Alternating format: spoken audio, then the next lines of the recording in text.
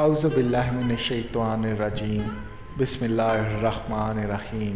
السلام علیکم پیارے دوستو، آج جو ہم واقعہ پڑھنے والے ہیں اور جاننے والے ہیں وہ ایک ڈاکٹر صاحب اور ان کی بیوی کا سچا واقعہ ہے، اور اس میں ہمیں یہ سبق ملتا ہے ایک دوسرے پر اعتماد اور ایک دوسرے کا خیال رکھنا اس رشتے میں کتنا ضروری ہے، لیکن بہت سارے لوگ اس کا خیال نہیں رکھتے اور اس کا انجام بہت برا ہوتا ہے، نہ صرف ان کے لیے کئی بار بلکہ دوسرے لوگوں کو بھی اس کا انجام کا سامنا کرنا پڑتا ہے۔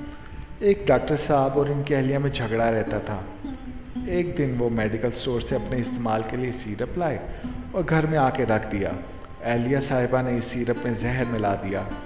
جب ڈاکٹر صاحب نے دوسرے وقت سیرپ کی خوراک لینا چاہی تو انہیں شک سا پڑ گیا کہ اس سے تو اور طرح کی بو آ رہی ہے، اور وہ اسی طرح اس سیرپ کو اٹھا کر میڈیکل سٹور پر پہنچے اور شکایت کی، بھائی یہ تو خراب لگتا ہے۔ سٹور والے نے کہا، ڈاکٹر صاحب آپ کمال کرتے ہیں، یہ کیسے خراب ہو سکتا ہے؟ اگر آپ کو وہم ہو ہی گیا ہے تو لائیں میں آپ کو ابھی پی کر دکھاتا ہوں، اس سے کیا ہوتا ہے۔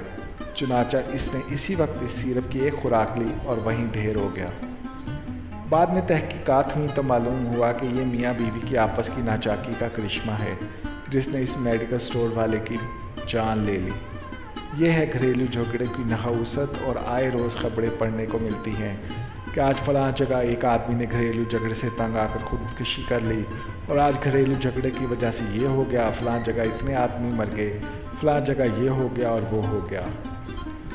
اسلام میں میاں بیوی کے درمیان حسن سلوک کی اہمیت بہت زیادہ ہے اور اس کو ایک اہم دینی اصول کے طور پر دیکھا جاتا ہے۔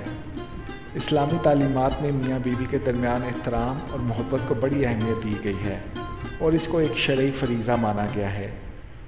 میاں بیوی کے درمیان حسن سلوک کو بڑھانے کے لیے حضرت محمد صلی اللہ علیہ وآلہ وسلم کی سنتوں کی پیروی کرنا اہم ہے، اور اس محبت کی بنیاد پر ایک مستحکم خاندان وجود میں آتا ہے۔